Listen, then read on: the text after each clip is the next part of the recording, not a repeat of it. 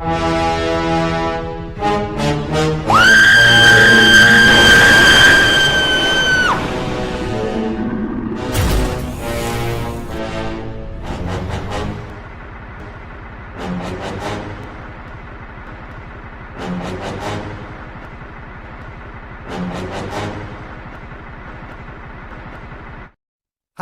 I'm David Rocco Ficini, welcoming you to Season 6 of the Most Stop Motion Shorts Festival, a showcase of some of the most innovative stop-motion shorts from around the globe, from the adorable to the introspective to the absurd. 36 films from 17 countries this year, including the US, England, Canada, Mexico, Australia, Belgium, Estonia, Greece, Poland, Uruguay, Switzerland, the Netherlands, Taiwan, Korea, Iran, China, and the Ukraine. So what makes Most Stop Mo stand out from any other festival? Well, all qualifying submissions to the Most Stop Motion Shorts Festival receive individual feedback on their animated short. Additionally, official selections will receive feedback from our juror panel of acclaimed and award-winning animation industry professionals, according to their field of expertise. And in a segment called Animate, our 2025 jurors will choose an animated short to give 8 minutes of direct feedback with our filmmakers throughout the show. Our 2025 juror panel includes miniature effects cinematographer Ray Gilberti, Emmy-winning animation director Mike Owens, stop-motion animator and director NICOLE EMMONS, and visual development and concept artist Vince PROCE. Join us at our website at moststopmo.com right now, and you can follow along with all the films in today's fest. The first half of our showcase will lean family-friendly, think G to PG. And after the intermission, the second half of our fest will delve into the PG-13 to R range. So without any further delay, let's watch some shorts.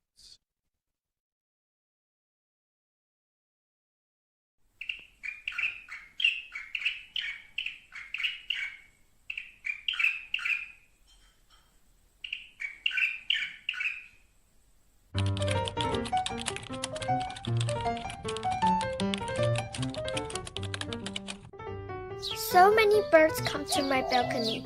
They keep chirping non-stop, and I'm like, what are they even saying? I know they're talking, but I just can't get it. So I made this AI bird translator. Now I can finally understand them.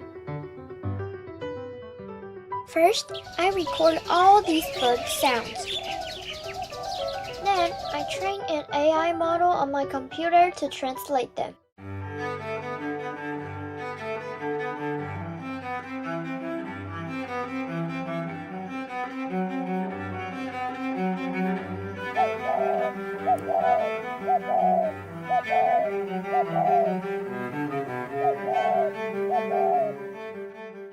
Okay, time to test it out.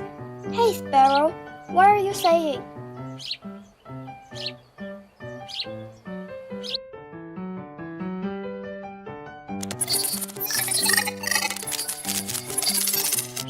Wait, seriously? You want toast? Fine, I'll get you some.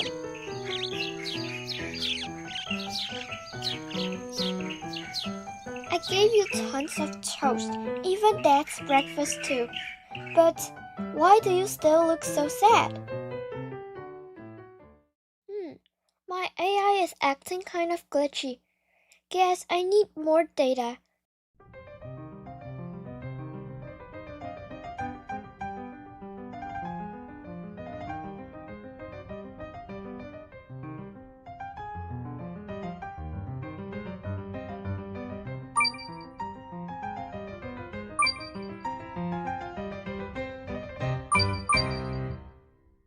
Ta-da!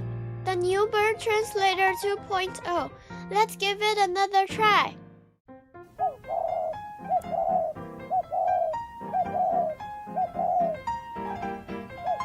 So many buildings, so hot. No trees, no bugs. Oh, now I get it. You need more trees. Trees give you bugs, nests, and keep the city cool.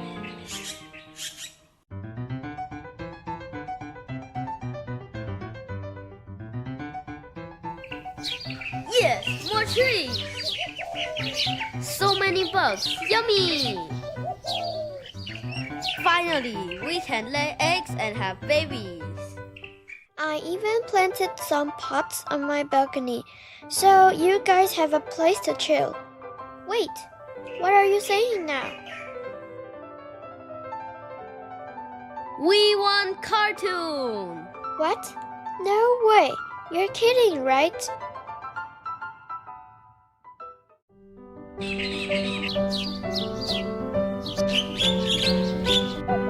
Every living thing has a voice. If we just stop and really listen, the world can be such a better place.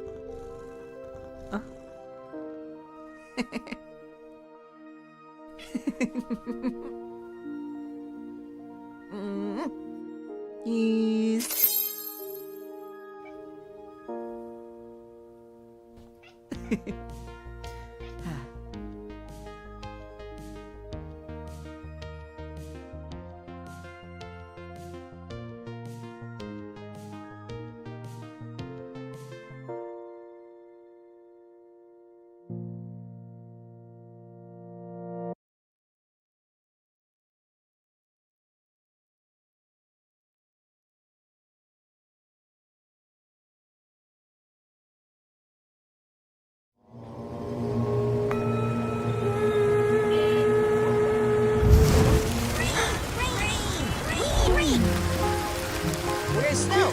Snow! We need some snow.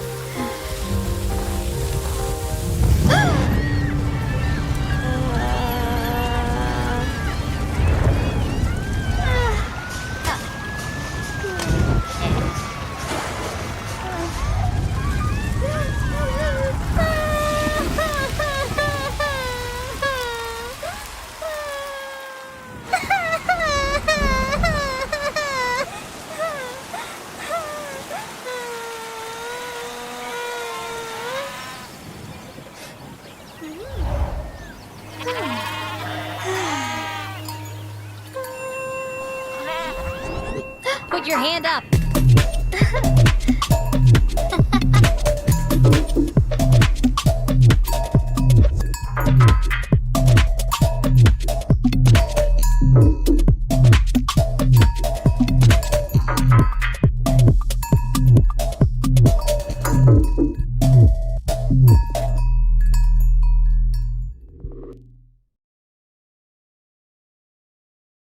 The Calgary Public Library is now closed. We hope to see you again soon.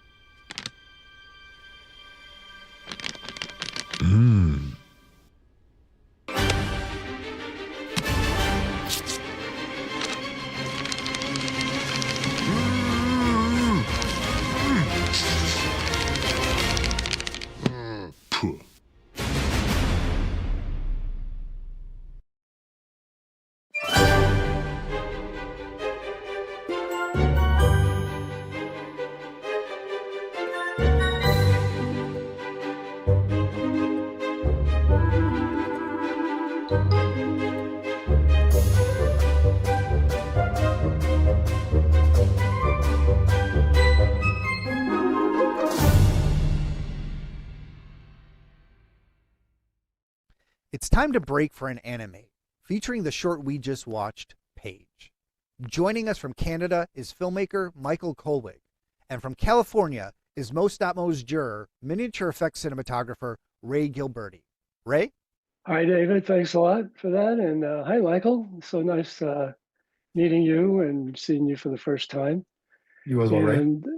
And good. And if you're ready, we're all ready to go. I've got a few questions, and I can't wait to hear. Anyway, Perfect. you want to start the clock? Let's start the clock. All right, here we go. Again, it's really, really nice to see you, and I loved your film. Just to Thank you. start, that was just a great film. I thought it was a nicely constructed film, and the use of pixelation and cutout animation and really good audio just really made the film really enjoyable to watch. Awesome. You had some nice overtones, which in your animation that really presented some comic relief that really told the story really well. I love that. And your camera angles and your choice of focal lengths, which I'm a cinematographer, so I basically go to those. I think they were very good, very good. There were a few problems, but we'll get to that in a minute. But the animation was especially good. Especially this was your first time actually to make a film, your first animation yeah, for the short film. For your short film. Exactly. Really nice. Yeah. What was your first the first thing that you did in animation? What was it? So I started my animation journey as a 2D motion designer. And then I participated in a 100-day challenge where I learned to animate with stop motion.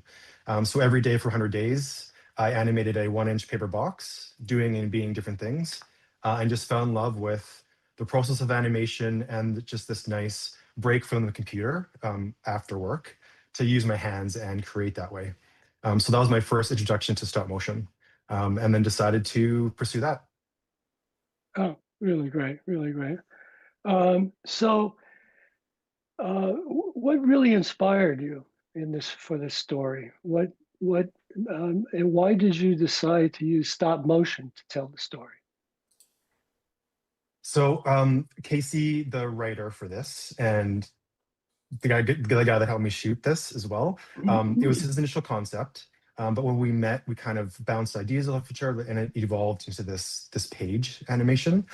And we felt that in order to bring literally the pages to life, stop motion was the best choice for that. Like we talked about the puppetry, but I don't have any experience with puppetry. So yeah, stop motion was the way to go for this. Nice, very nice. So I loved all the close-ups that you had, and I thought they all made sense for detail and telling the story. But I had a little bit of problems with, and this is my pet peeve, is focus. Yeah. The depth of field was a little off on certain things. There was one place, I think it was keeping the page character in focus when he starts to walk away from the book. Mhm. When the character pops up from the book, perhaps you could rack back to the book instead of having the whole focus out of thing. But the main thing was like on the bookshelves looked a little miniature. It's at the towards the end when you had a medium wide shot. Yep. It looked a little miniature in that you didn't have a lot of depth of field, and it was like mostly out of focus, sort of out of focus, but it wasn't real sharp. Yeah. The questionnaire thing, the big questionnaire section, the foreground, I couldn't tell what that was. If you kept Okay. a little bit more depth of field on that, just to show the audience what actually it was all about. What was in the foreground? Questionnaire was nice, but it was all the foreground. And yeah, they're just literally just walking across a bench in the library. So it did turn out a little flat. Flat, but I couldn't tell what was in the foreground. Like half of the frame was out of focus. So a little bit more focusing on that. I thought your camera moves really good. There was just one section where I thought it was a little linear, and it was just a tilt up, but it was more, this sort of thing as opposed to like a gradual in and a gradual out. All these things are small. I mean, the film was really, really pretty. It was just beautiful, and most people probably wouldn't have noticed it, but subconsciously, I think they might. For sure. So yeah, and also I love the way you carried the focus from when he was escaping from the book and he was flying out. You really racked really well with that. I just loved the rack on that, and you kept everything in focus. It was just really nice. So you had some good.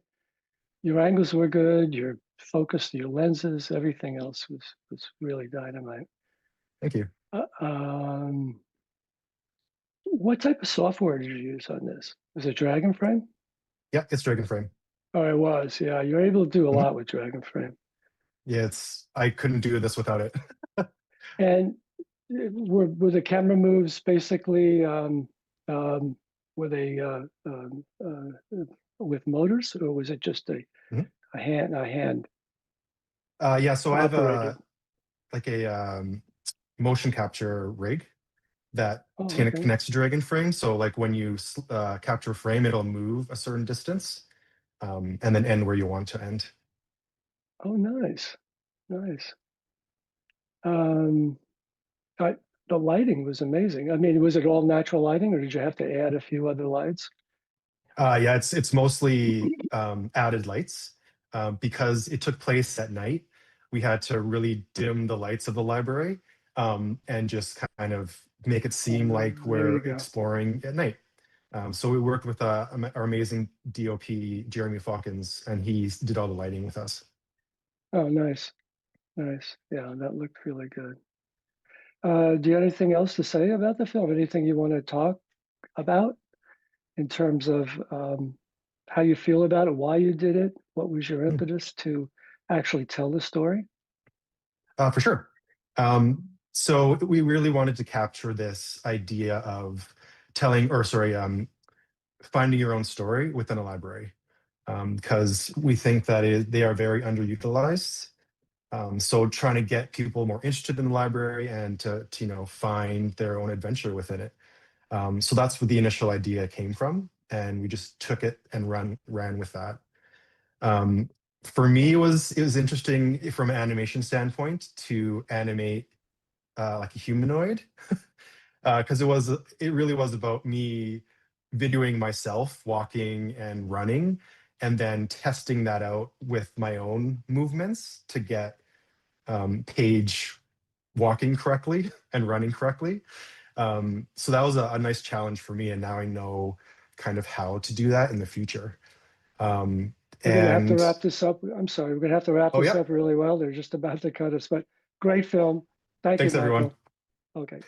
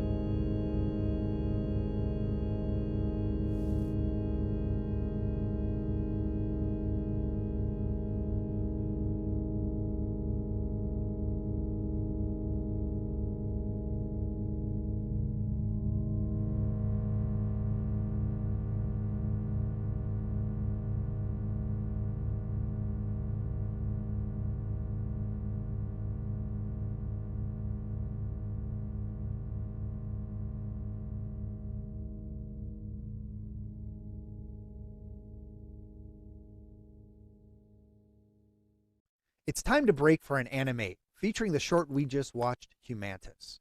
Joining us from Los Angeles is filmmaker Paris Bailey, and from Oklahoma City is Most Stop Mo's juror and stop motion animator NICOLE Emmons. Hey, NICOLE. Hello. Hi, Paris. Hi, Nicole. So where are you based? I'm based in Los Angeles. In Los Angeles. And is this a Cal Arts film? Yeah, it's my CalArts thesis film, and I know Excellent. you're a CalArts alum also. Yes. Rental animation. Yeah. Butler Building all the way. Butler Building is where everybody shoots their films in stop motion. Did you Mhm. have to lug all your gear back and forth from the cage back down that hill? Yeah, Yep. that's pretty Yeah, intense. I became very close friends with the cage people. Yeah. They were actually, yeah, I got very obsessed with the lighting as well. So they were actually, yeah, I got to check out some lights I technically wasn't supposed to, but I was really happy that I was Nice. able to have I bet access they to all have the gear. Yeah, I bet they have really great improvements in their gear since I was there, but I used to work in the cage as well. it's a good job. Yeah, it was a good job to have. Well, I guess we can get started if you guys Mhm. want. Okay. Um, do we start it now? Sorry, Yeah. I'm so awkward. Okay. All right. I wanted to talk to you about motion control. That is such a thrilling aspect of your film, and I was really excited about that because I used it also in my film. It was really exciting to plan all the moves and everything. And I was wondering, do they still have that rig from Star Trek in the motion control room? Yeah, the OG rig that's there. It's like this ginormous rig that takes over half of the room. And yeah, once I got into CalArts and like knew about that space, I like knew for sure I wanted to learn how to use it and like I wanted that to be a part of my thesis film. Yeah, you And we used it. don't use DAWs anymore. It's like a whole new program. It's like programmed through Dragonframe now, which is Oh, kind of really? yeah. Oh, Oh, cool. yeah. And like That's a fun fact, Dragonframe also was invented by CalArts alum Yeah, too. Jamie Cleary and Yeah, Diami Cleary. Yeah, yeah, so they're cool. Yeah. amazing. Oh yeah. Cool. So now that's all done through Dragonframe, which is amazing. Did you work with the DP as well? I didn't notice the in the credits, but or did you shoot? Did you light everything yourself? Yeah, I was my own DP. I originally like before when I was in undergrad, I was studying photography and painting and Oh. I also was doing a lot of theater stuff, so it all just kind of like combined into one interest once I went to grad school because I didn't start animating towards the end of my undergrad time. So like yeah, lighting is I'm obsessed with lighting and I got really into how I wanted to light this film in terms of like the speckled lights and stuff. So I like made very crazy reflective boards with like breaking like glass and mirrors so like light would Wow. come off so that would make the speckled light everywhere because I knew I couldn't build a whole forest to make that kind of lighting. Yeah, Um, and then I did use a disco ball sometimes, but that wasn't great because it just kept moving and the consistency in some shots was yeah. insane. It was But looked beautiful. It was very just atmospheric, yeah, very moody, very rich. You could feel the depth. It really felt like you were inside a forest. cool. That was Um, the goal. Yeah. yeah, you did a great job with the lighting. Uh, Conman Kim, actually, CalArts alum and an amazing stop motion animator. yeah. He was like my thesis professor, and he's just an amazing with lighting and cameras as well. So I had a lot of help and guidance from him. And then I took a lighting class from Nick D'Agostino too. So it's like another stop motion animator, CalArts alum. Oh, Yeah. cool. I didn't get to meet that person, but Mhm. maybe eventually. What was the inspiration for the dance moves? How they had those really cool moves that the poses that they would break into? Yeah. Yeah, I knew that I wanted the flower humanities to kind of behave like influencers, but I knew they're very kind of abstract characters too. But like to me, I'm always kind of referencing pop culture in like certain ways as well. But at the time, Rihanna was doing her halftime Super Bowl, and her choreographer also named Paris Global. I don't know, I thought the dancing was really interesting, and all of them were wearing all white. And I felt like, oh my God, feels kind of kismet. And I started animating the dance section during that time, and I pulled some references from that performance, but also just trying to figure out like Yeah, just kind of like them flaunting their stuff and like how like what kind of motion would translate in an Yeah. interesting, fun way. And I have a background in dance too, and I just feel like I love Oh, making cool. puppets dance. And like, um, yeah, I feel like there'll always be kind of an element in my work for sure. Was the so the beginning the character is kind of in one state and then at the end they're in another. Is this kind of an allegory for transformation, like personal transformation, or is it like aging itself, or is it like what is your take on the experience of that character? Yeah, I love hearing how people interpret it or kind of project like what that transformation is because I really was just trying to think of like how do people process change and like a before and after and kind of being in denial or trying to control that from happening and then how that kind of always ends up not being in your control, just change happens no matter what. So I had a lot of just like personal crazy changes and I started CalArts during COVID and it was just like, I feel like everyone's just trying to control everything and it was just kind of like, yeah, just like focusing on the before and after. And uh I kind of love that idea and like especially with my characters not having faces, it's like what's a kind of universal experience that we all have without getting like too specific and so I was just trying to like I don't know if we don't know what everyone's been through by just looking at them. So that's why I didn't want it to be too clear in the film what exactly happened to the humanities for it to turn green. It's just kind of like, wait a second, I don't want this to happen. And then in the end, it's just kind of this moment of like, changes sometimes for the best, but it also can be really complicated and going back and forth. But yeah, people have asked me like, is it about aging or is it about like identity, queerness? Is it about yeah, like all sorts of things like that. And I just am like, oh, it's just about being in denial about change and trying to control it and how we can't. And so I kind of love that I love hearing how people interpret it or kind of project their own kinds of interpretations onto that story. Cause I definitely was trying to be mysterious. Like, I Yeah. don't know, just like not be too specific. But then through that, I feel like I've been hearing so many really cool interpretations that I really like that. That I people think can relate to that. you left it open-ended, so that is Mhm. good. Each viewer can kind of project themselves onto it and sort of learn what they want to learn about the process of change. I thought that was really brilliant. And I didn't see it as a negative at all. I saw it as very positive. Like even though it was encroaching in a scary way, the ultimate result seemed very peaceful, like at the Mhm. end of their life. So I thought that was really interesting. Yeah. Um, the Thank puppets, how were they made? Are those wire puppets, and how exactly did you make them? Yeah, wire armatures and then really tiny aluminum wire that's in masking tape for the pedals. So Uh, like so they could still be animated too, but it's masking tape. And then on top of that is prosade with a single layer of tissue paper with some paint. oh, Yeah. So that's like what made the very crinkly texture on it. I did so many test puppets of just like thinking about their texture and the colors afterwards and the leaf puppets were painted with alcohol-based inks too, so yeah. cool. How did Mm. you do the tie downs? Because they were so thin. They're really tiny. So you Yeah. just had, was it like 6/32 bolts or even tinier than that? Like, It was the 442, oh wow. 440. I think that's what it is, that I've never number. even worked with that little, Yeah, they're really small, but I wanted to do as little post as possible. yeah. I Yeah. really wanted everything to be in camera. There's only one shot that I messed out a rig, and that was the climbing up stuff.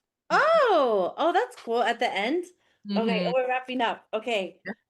Anyway, it's a really beautiful film. Thank you for letting me talk to you about it. And Yeah. awesome to meet you. Oh my God, it's so nice to meet you too. This is so cool. Thank you so Yeah, much. yeah. Thank you. Thanks, Dave. Thanks, Edwin. Thank you, everyone.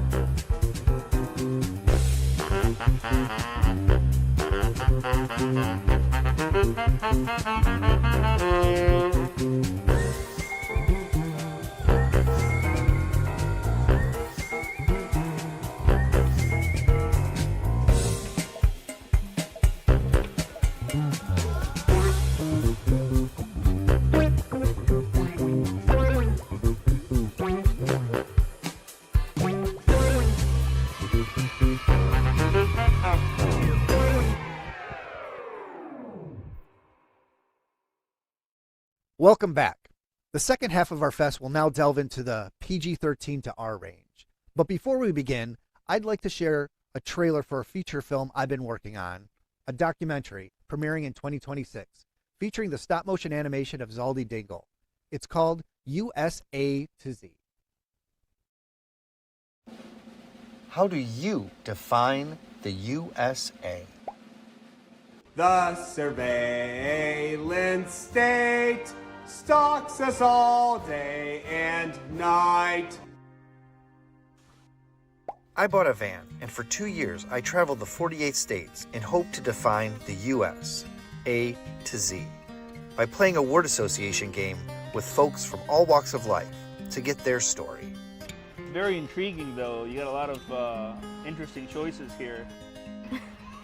This is cute. Thanks. Anything you want to know, just ask. Greatest nation on earth. Needs fixing. This country is really so uptight. Into the free. The price of everything is going up. Guns are really stupid. Part of me wants to learn how to use a gun. Police officers. You want to take a break for a second, all these kids? Karens. I need your name! That one's gonna get me in trouble. Whoever is named Karen, poor Karen. My sister and my stepmom are blonde, and I said blonde. That's so horrible. I didn't mean it, guys. Love you. Mansplaining.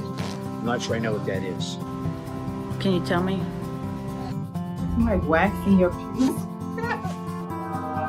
Music and art is my religion. It's the worst game of telephone ever. I grew up Jehovah's Witness, knocking on doors, and sorry if I woke you up on a Saturday. Oh.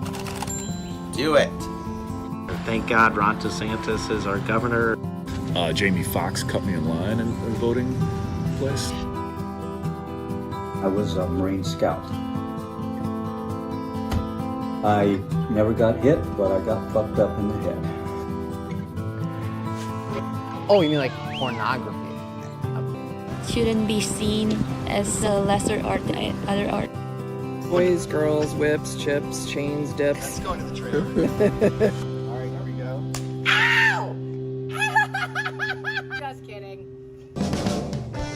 Ride shotgun on a cross-country adventure. These concepts are exciting. Seeking community. How long have you been homeless? Maybe a couple of years now.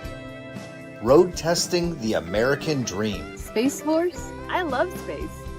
And defining the U.S. A to Z, right? So many words I forgot to say. Where did you come up with all these words? I wouldn't have it any other way. USA to Z.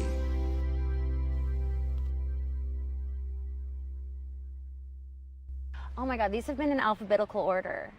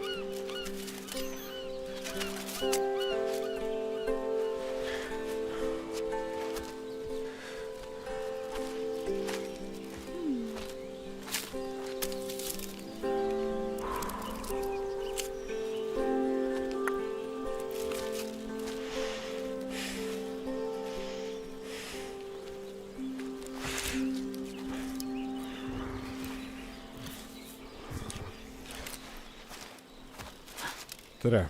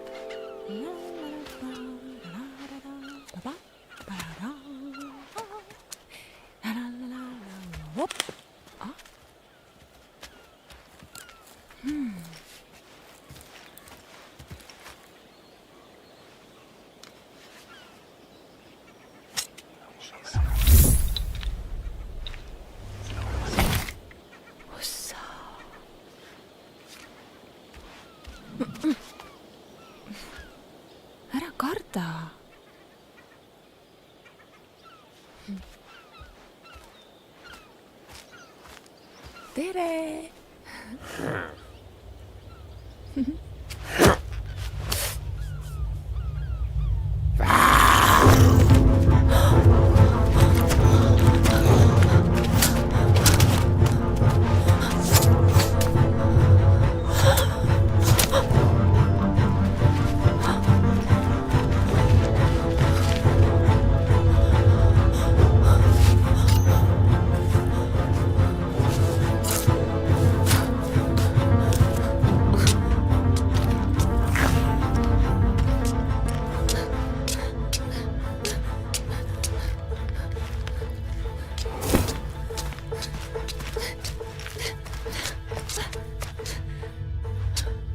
Kähku, leia abi, päästa mind!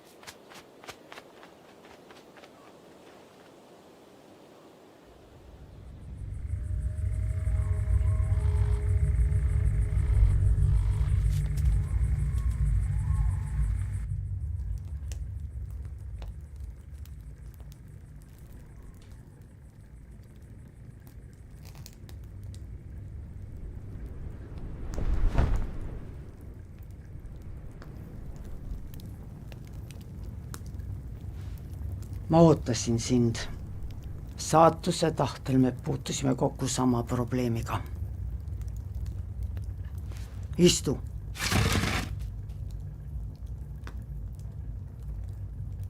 Juba iidsetest aegadest ma jälgin seda metsa.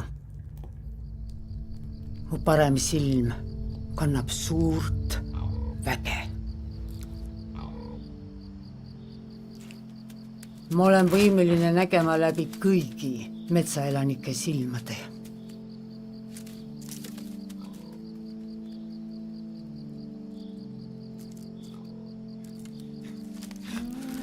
Nii oli siiani.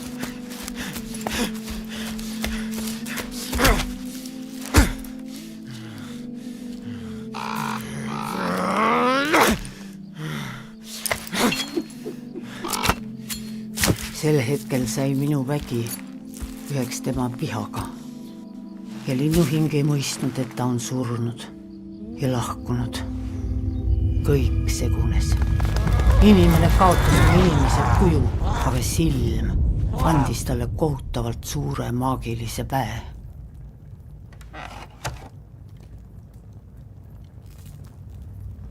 Mina jäin võimetuks, aga sina mitte. Su enda huvides on mind aidata.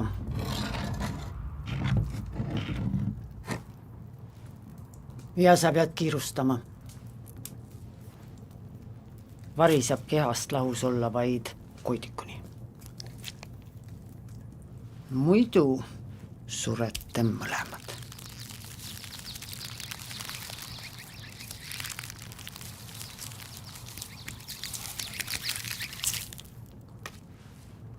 Söö. Kehalises maailmas on jõudu vaja.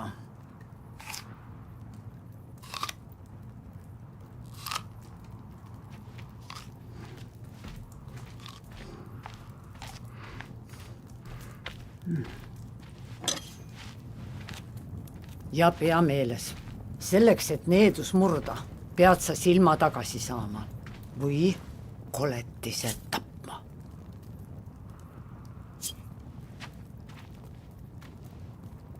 Lind näitab sulle teed.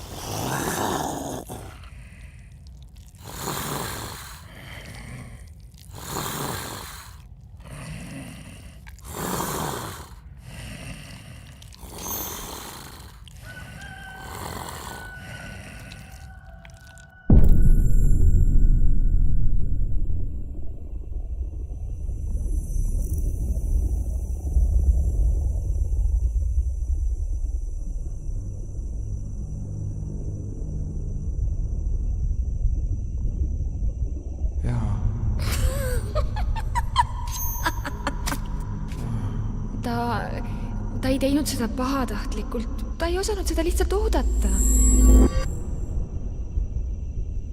Jaa.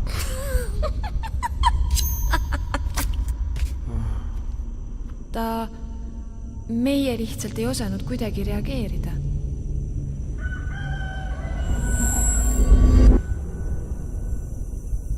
Jaa.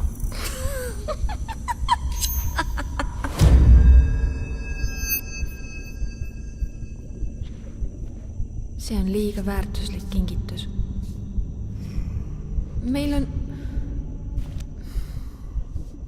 Mul on nii häbi, et see kõik niimoodi läks. Palun anna mulle andeks. Palun sind.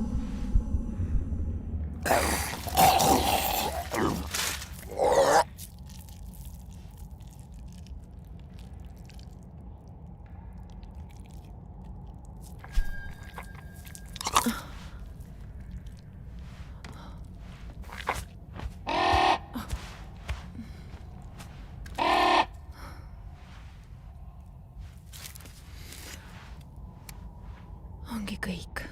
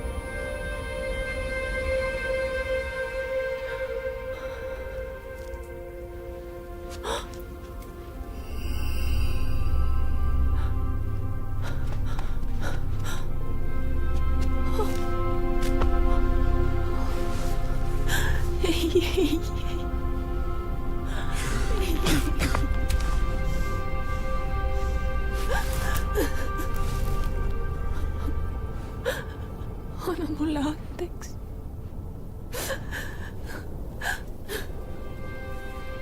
Ma jäin hiljaks.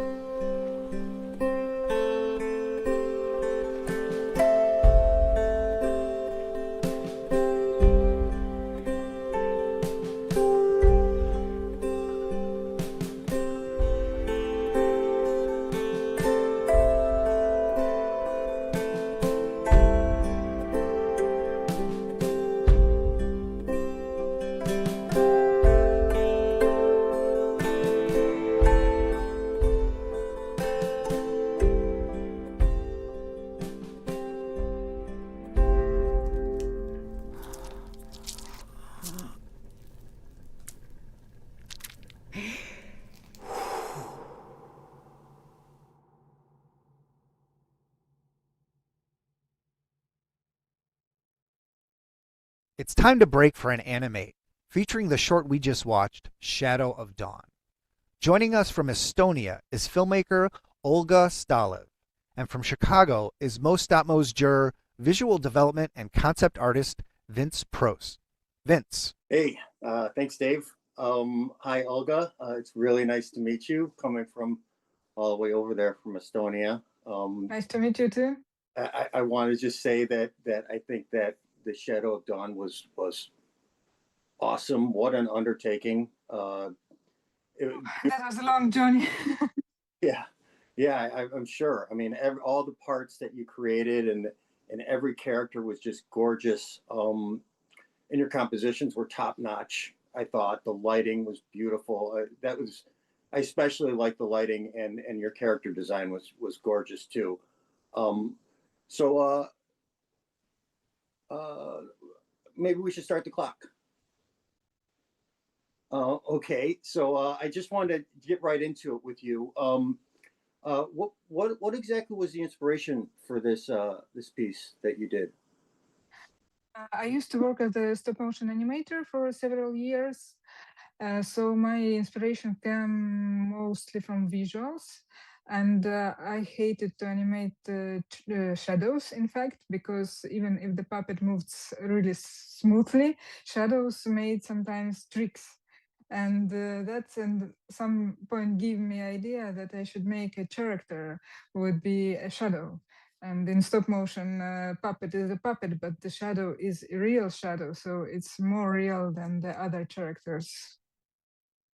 Wow, that because that was one of the things that really stood out to me was that really cool creating a character from shadows. And this was something because you hated animating shadows. Is that what you said? When I could control the puppet, sometimes yeah, shadow I couldn't control. Well, that was interesting.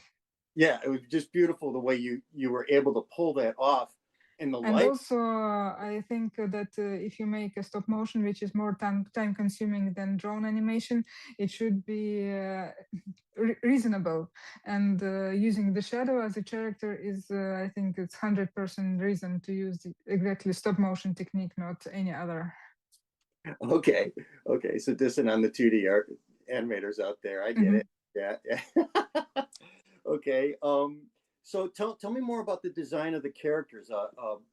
Were these invented for this story, or did you have any sort of like historical cultural thing that you were looking at? Well, the weak character is general, some kind of female spirit that well, I just can't. It just lives somewhere in the world. I can't say I invented her. I just in some point of my life you feel it, and I made as best witch as I could imagine. And what about this beast character? Because it's kind of Beauty and the Beast story. I decided to take a bird because I have 2 pets, parrots, and I think they are quite monstrous creatures in a good way. And yeah, I wanted to have a bird. Well, those three, when those 3 characters showed up, it was a little scary. I mean, just even how you produced them and showed them to the audience, I thought was really quite stunning. And just the design of that bird character especially was cool with the axe head and the spoon head. Just gorgeous characters, and how they were introduced was really awesome. But that witch was particularly cool. What was your inspiration behind her? Well, culturally, I come from Russian roots, and okay, everyone knows Baba Yaga, but I also wanted to give her more shamanic spirit because I really like this more wild and connected with nature vibe, I would say. And also, I think that every fairy tale should be honest and a bit scary, so it shouldn't be kind of censored and funny. So she uses this magic of blood and helpful at the same time. Yeah, and I wanted to make her also without an eye, which usually also kind of little bit of body horror.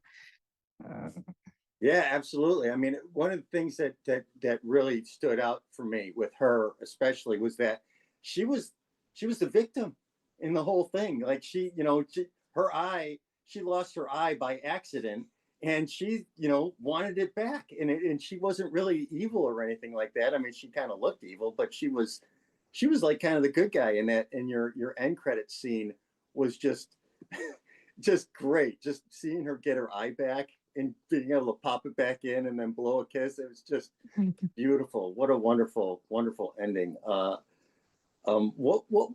were you driven to tell this particular story? What was the inspiration behind this story? Well, I needed to make the story about the shadow. So I had this concept about that they separated with the girl, but also I wanted to make use a topic that is really important for me, and it's conflicts and forgiving, because well, I didn't want it to go very political or social, but still I think most of the problems in our world starts when one person cannot forgive another one. And I wanted to show this kind of the beast is anger himself. He is not a bad guy. He's a guy who was stressed out and in bad condition. And I didn't want to have villains. Yeah. I wanted just two good people in conflict situation, and to bless them with opportunity to forgive each other. It was beautiful. It really felt like a fairy tale, almost like something that somebody would tell their children at night, as a bedtime story. It really resonated. I mean, I could even see this whole thing being just taking stills and making a book out of it. I mean, it was that wonderful. I thought it was really, really well done. How much does the outcome of this film match your original vision? Well, we had some serious troubles that post-production wasn't made perfectly, in my opinion, some masking and effects, but it happened that my technical guy who was responsible for that, he died 2 weeks before this closed premiere. Wow. So I decided not to touch it anymore in his honor. And so all the imperfections will be this human touch. Well, I didn't see any imperfections from I see many. I'm sure you, every artist would. But I do think that this was one of the best, if not the best, of the short stop motion animations that I saw in this festival, and you deserve any that you get. I mean, honestly, it was beautiful. What a wonderful short you did, and I can't wait to see what you got coming up next. I have no idea, but it will come someday. So, okay. It was wonderful talking to you, Olga. Thanks a lot, Dave. And that's it.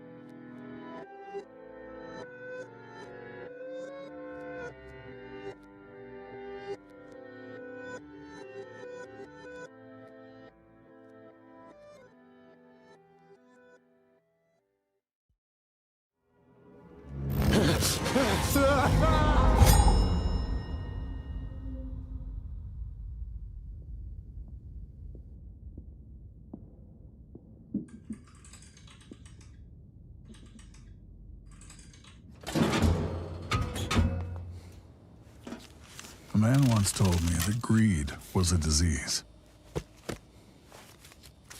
I didn't know what he meant at the time.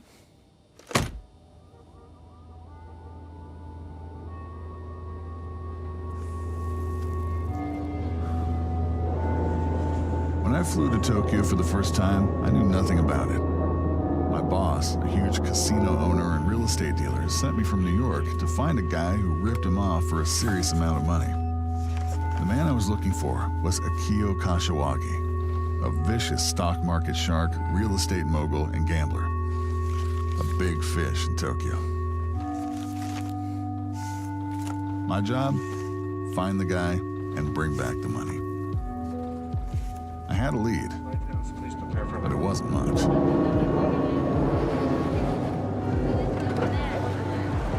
As soon as I was breathing the air of central Tokyo for the first time, I felt a weird tickle in my fingers. Back then, I didn't really know what that was. Now I know. It was the feeling of money in the air. In the late 1980s, Tokyo ran in a different gear. The streets were filled with shiny new cars, businesses were popping up in every inch of the city. It felt like everyone was making more and more money, and the real estate and stock markets started to reach new dimensions. People were dressed in the latest fashion, ate out at fancy restaurants, and drank fine liquors from all around the world. And the Japanese made a big fortune with exports, too. From Walkmans, first cell phones, to portable computers, they seemed to be light years ahead of the rest of the world. But it wasn't just the gadgets that were blowing everybody's mind. It was the whole economic drive of the country. Tokyo was full of money-hungry businessmen. Everyone was filling up their pockets, and business had its own rules. Just like a disease, the money mania spread to every corner of the city. And the only real question was, how sick were you willing to get?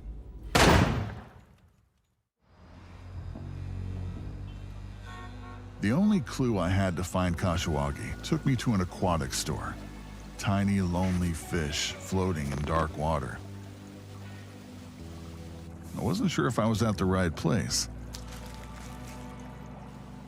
And then I was.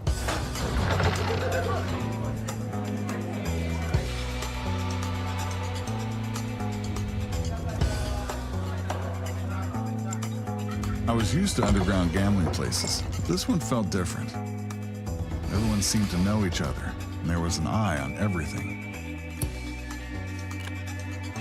Always.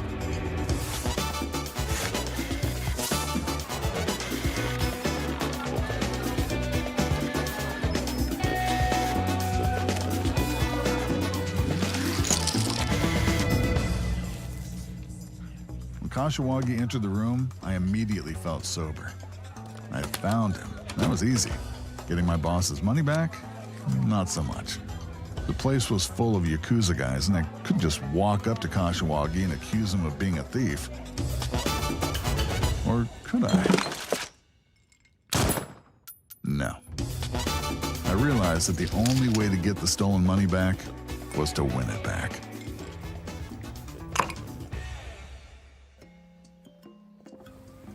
I knew that to beat Kashiwagi, it wasn't going to be about the cards. It was about understanding the man. I was fascinated by Kashiwagi and his riches. This guy was living the Japanese dream, a life full of glamour and cash.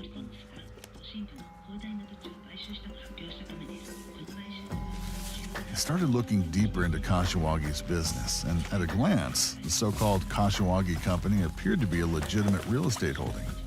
But digging a little deeper, it seemed to be the center of some pretty shady activities.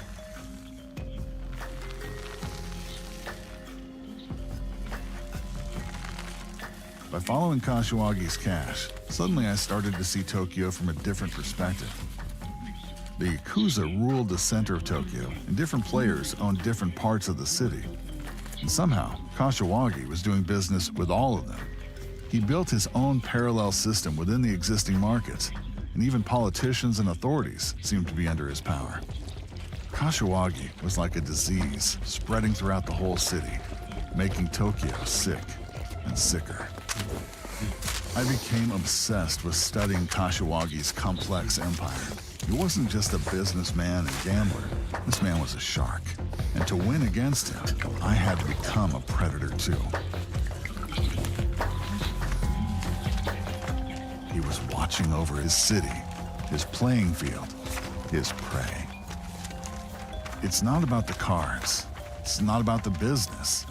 It's about understanding the man, thinking like him, acting like him, becoming him. Become him.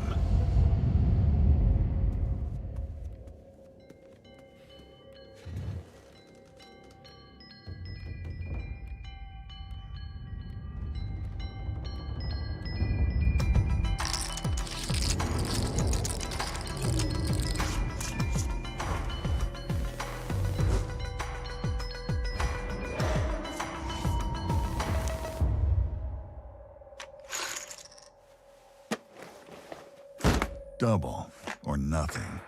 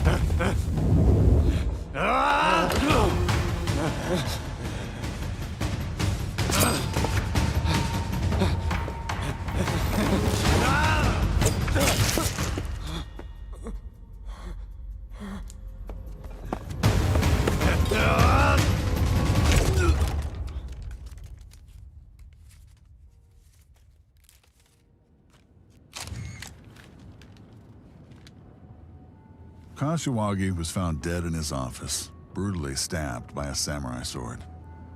Everyone assumed that Kashiwagi had been killed by the Yakuza, but I know his real enemy and murderer. Business will go on anyway. There will always be a winner on one side of the table and a loser on the other. Right? A man once told me that greed was a disease. I didn't know what he meant at the time. Now I do.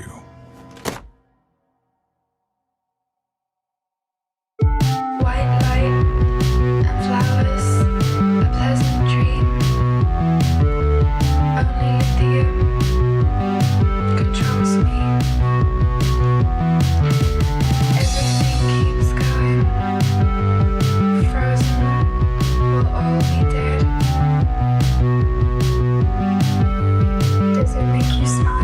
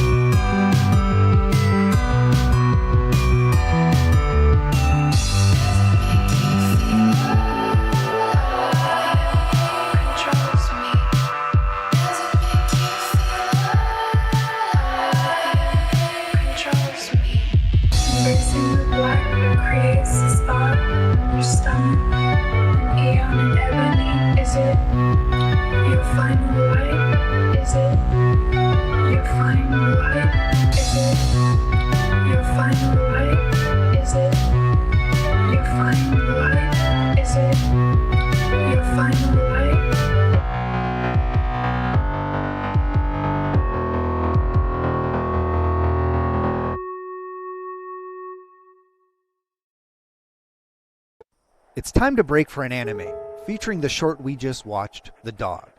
Joining us from Iran is filmmaker Sogan Vathandha, and from Minnesota is Most Stop Most Juror animation director Mike Owens. Mike?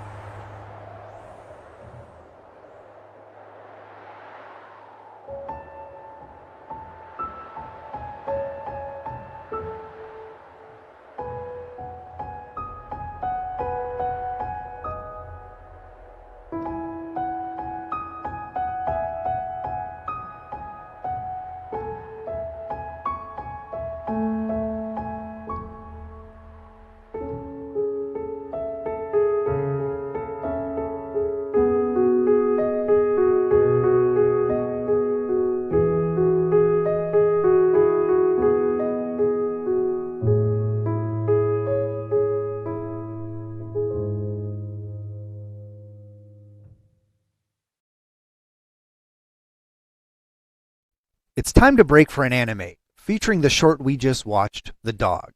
Joining us from Iran is filmmaker Sogan Vathandha, and from Minnesota is Mo Stop Mo's juror, animation director Mike Owens. Mike? Thanks, Dave. Very excited to talk about The Dog. It's one of my favorite films in this year's festival. And I want to say hello to Sogan, coming from Iran, the director maker of this beautiful film. Hello. Hi, Mike. Nice to meet you. Glad to be here. Yeah, it's great to have you. This film I loved so much. I'm so glad to be able to talk to you. I had such an emotional response. So let's. I got a bunch of questions. I want to hear more about it. So let's get that clock rolling. Okay. Okay. So many things to think about. I mean, first of all, I'd like to know, what is your inspiration for this beautiful story? Well, at first, I was inspired by a work of Carlin Leaf, the director who called animation Marriage Goose with All. My first experience of sand animation, and when I saw it, I was amazed by this technique. So that was my first inspiration. And after that, I always admire Abbas Kiarostami, the Persian director. He always showed how beautiful nature in a minimal concept. Yeah. So I wanted to show the how greatest desert in my animation, and I inspired by Abbas Kiarostami. Amazing. Yeah, I remember seeing a lot of these films and trying some sand animation back in my day in school, and I failed miserably. So it's another reason I'm like, to have such a moving film with sand just is so impressive to me. So let me ask you this then. So why choose sand? Because it's one of the most difficult, I think, ways to animate. Tell me, like you told me a little bit about what your inspirations were, but like to say like, okay, I'm doing this in sand. Tell me why you stuck to that. Well, at first I didn't know how difficult it is, and I'm just doing a lot. I jumped in a project without anything about it, and right in the middle of the process, I figured it out. But my main idea about the desert, and suddenly I found out why not? I can bring the real desert in my animation that my audience can feel deeply. And I just decided use the real material, sand, because it reminds the audience and all people the desert. So yes, because of this. That's amazing. Yeah, there's such like a beautiful purity to the film that way, because it's there's no questioning the time, the technique, the focus that it takes to do animation, like especially if you're diving into it the first time, to make something so impactful. I mean, I think the story, one of the things I love the most about the story is the lack of dialogue, and for me to be so emotionally reactive to the film, like when the dog first cast the shadow, like I was tearing up. Like I thought it was the most beautiful moment and so clear. To tell a story in sand without dialogue and never miss an emotional beat is so amazing to me, and it's really what drew me in. I think your choice of like literally using sand because you're telling a desert story is such a beautiful inspiration, because it really works real well. Everything from like even the way you framed it, it feels personal and big at the same time or something. I don't know how to describe it, but I reacted so strongly to it. And so another question I have is, using sand, did it affect your storytelling at all? Like, were there choices that you had to make because of the medium you were working in? Yes, of course. At first, I couldn't make any shape with this material. It was so hard for me because for the first time when put some particle of sand. It suddenly ran off from my fingers quickly.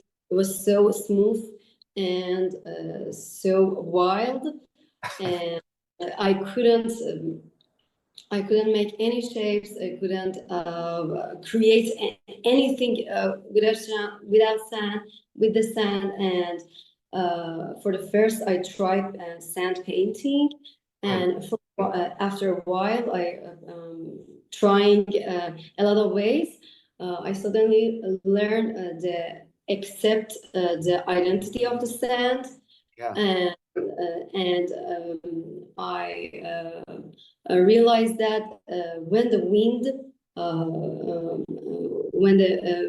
blows on a desert, it flows our particle of sand, and it brings that idea to me. I use of this ability to my animation, so I changed the whole decoupage of a cutscene to a morph scene, like flowing sand right middle of a wind. So yes, it's all effects on my visual identity, on my script, because at the first I couldn't show the shadow. We just particularly these materials. But after that, I learned to be friend with it, and I take some changes and create new concepts and work with these materials. Amazing. Yeah, it's funny how like what you're working with affects the story.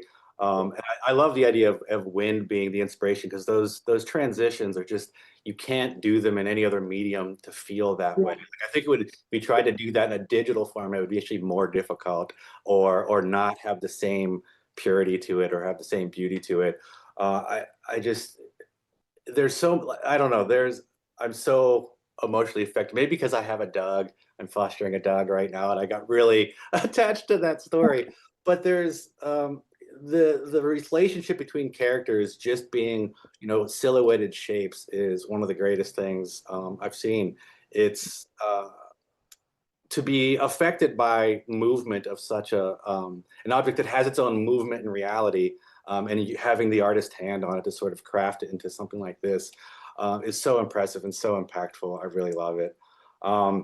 We got about a minute left of our conversation. Is there anything that you wanted to bring up? Any questions you had about, working on your own film that you're wondering if something worked, or something read, or something was successful? Is there any questions you have, or anything you want to talk about?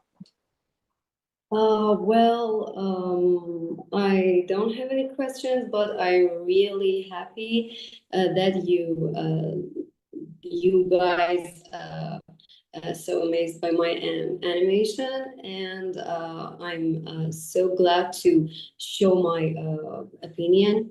I'm so excited and look forward to showing my animation to the world, and I'm so glad to be here.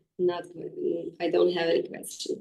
Yeah, that's good though, because we're so happy that you are here, because for the years we've been doing this, haven't seen sand animation. Well, we got 3 seconds left. Thank you, Sogan, and thank you for the dog. Thank you. Bye. And that wraps it up for 2025. Thanks for joining us for Season 6 of the Most Stop Motion Shorts Festival, celebrating the first form of animation ever put to film, stop motion. I'm David Rocco Ficini, and before we leave, please enjoy this poignant music video coming to us from the Ukraine called News.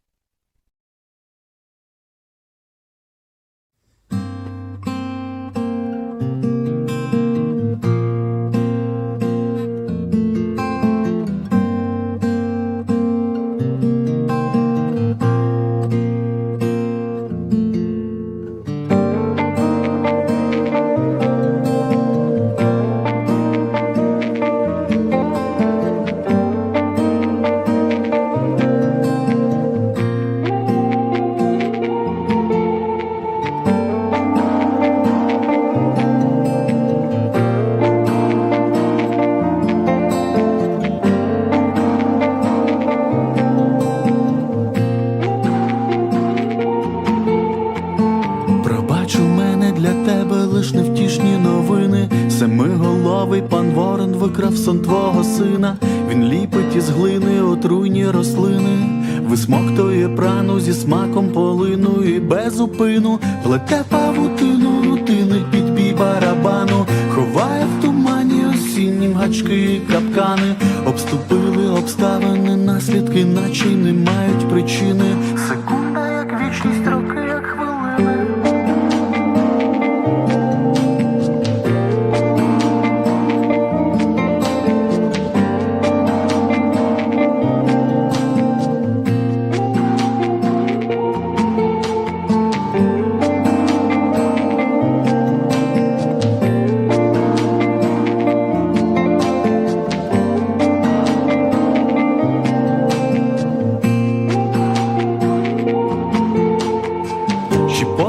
Чакри пульсують, як стислі пружини, в повітрі літає одвічне почуття провини.